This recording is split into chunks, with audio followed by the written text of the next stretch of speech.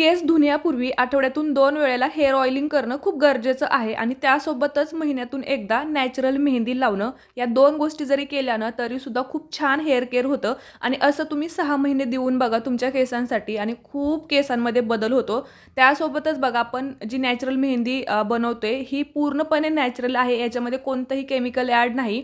यामुळेच हा एक हेअर मास्क पण आहे आणि केसांसाठी याचा कलर म्हणजे मेहंदीने कलरसुद्धा येणार आहे. कलर, कंडिशनिंग, केस सिल्की, शायनी आणि एकदम स्मूथ होतात. केसांसाठी जेवढ्या गरजेच्या कलर, कंडिशनिंग आणि केस वाढण्यासाठी जेवढं गरजेचं आहे तेवढ्या सगळ्या आपण पावडर्स ॲड करतो. तरीसुद्धा काय ॲड करायचं असं विचारल्यानंतर सांगते मी की फक्त चहा पावडरचं पाणी करायचं आहे आणि त्याच्यासोबतच लोखंडी कढईमध्ये हे मिक्स करायचं आहे आपल्याला. त्याच्यामुळे कलर अजून छान यायला मदत होते आणि मेहंदी लावल्यानंतर बघा ऑइलिंग करायचं आहे आणि त्यानंतर दुसऱ्या दिवशी शॅम्पूने केस धुवायचे आहेत.